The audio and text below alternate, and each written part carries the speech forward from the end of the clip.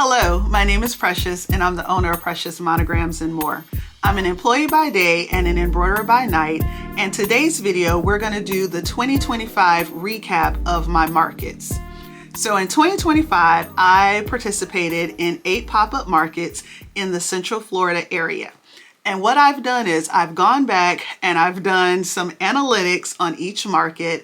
I've looked at how much I paid for my vendor fee and then how much I made in revenue at the market.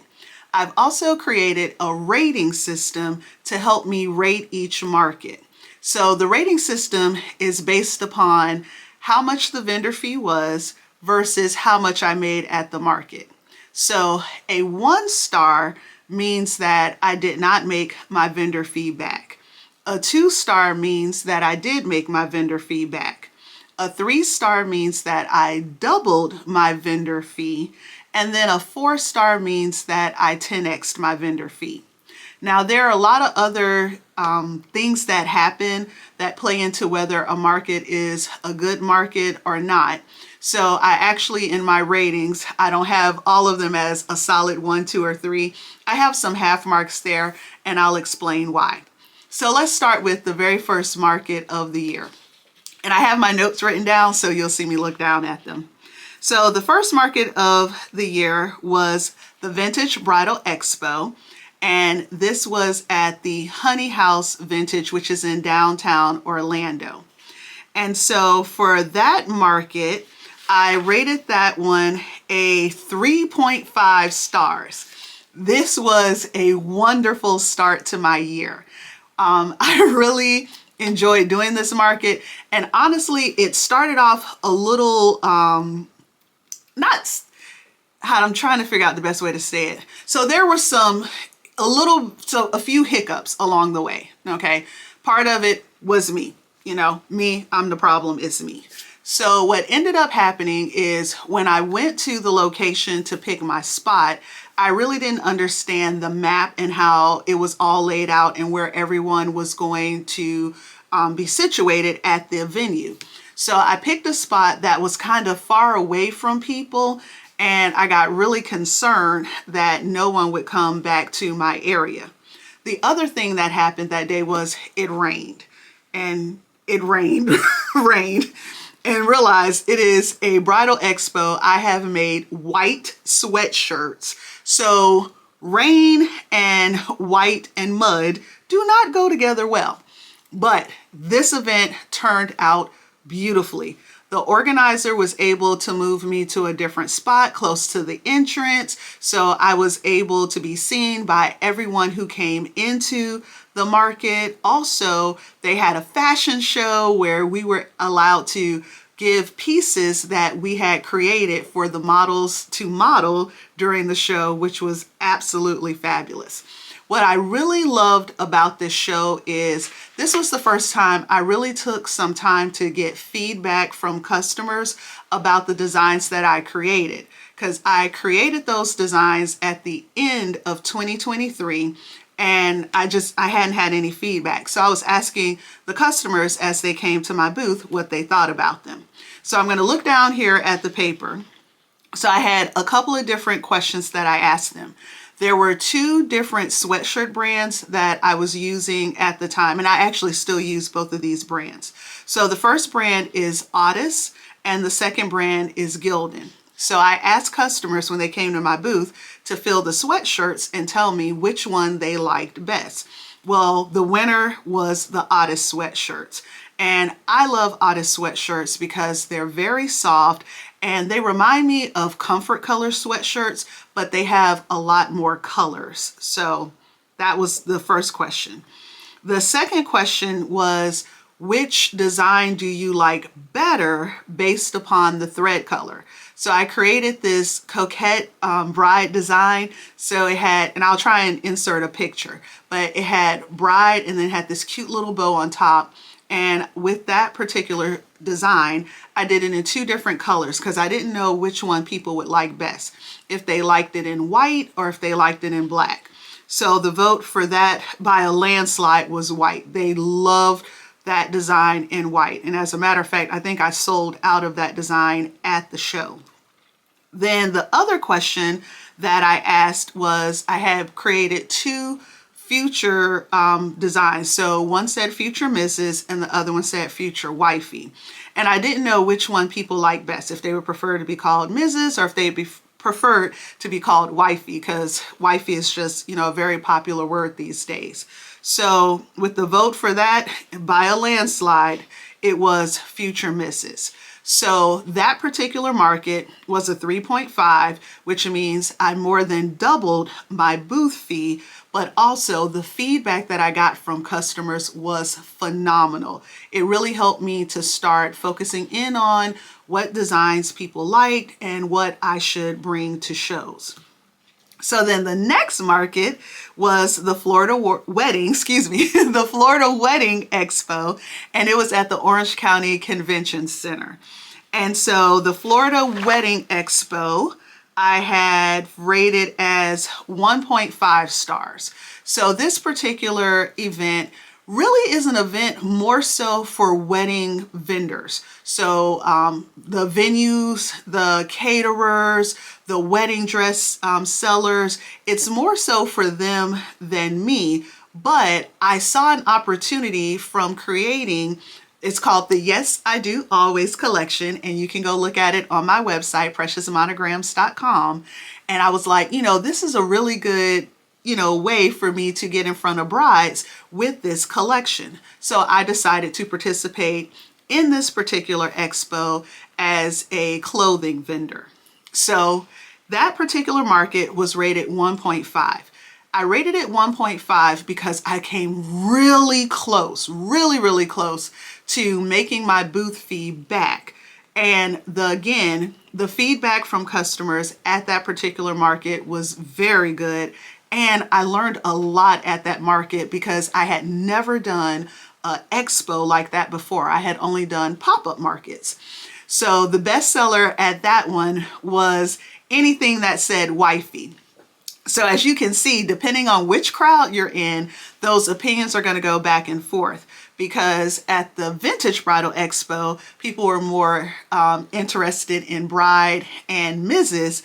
But then at the Florida Wedding Expo, they liked the designs that said wifey best. So then after that, the next market is the Happiness Market. And this market was in Leesburg, Florida. So the Happiness Market, I rated that one 1.5 stars.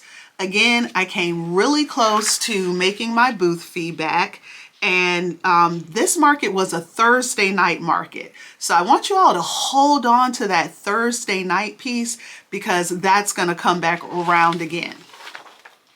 The next market is the Mother's Day Market, which was also in Leesburg, and both of them were done by the same market host. And so that one got 1 star. So I didn't make my booth fee back.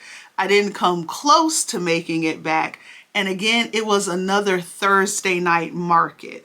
So at this point, I'm looking and I'm going, I don't know if it is the designs that I created or if it's the day of the week, if it's the location, but something was starting to feel off with me about this particular location and the market.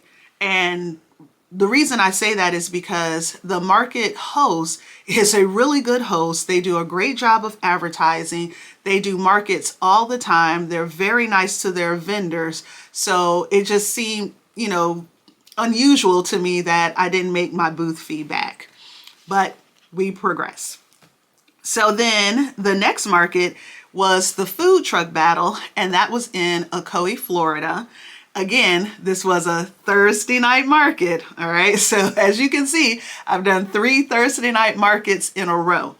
And so that one also got a 1 star.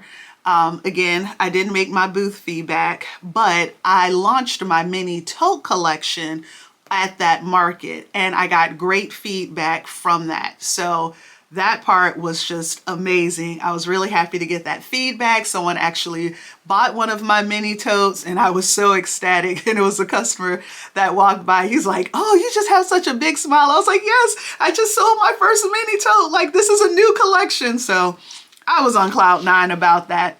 But what I took away after that market is Thursday night markets are probably not the best for me. So that was in September. Then we moved to October and I did Party in the Patch. Party in the Patch was in Apopka, Florida, and this was a 3-star market. So I doubled my booth fee. Super excited about that. At this market, I employed a different tactic. So there were some people who had reached out to me and they wanted some items. And so what I did was I started doing pre-sales at this market.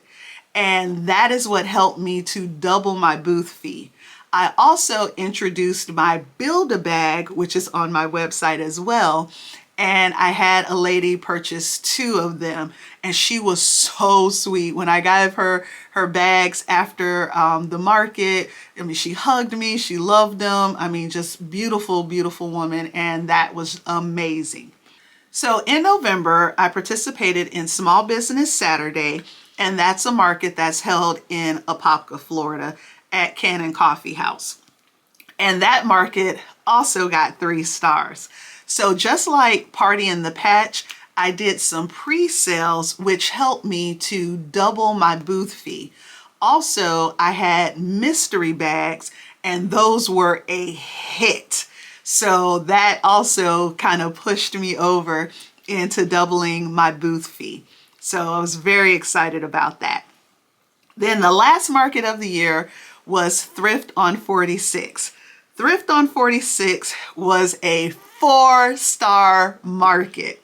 So this market, I 10x'd my booth fee. I was over the moon about 10xing my booth fee.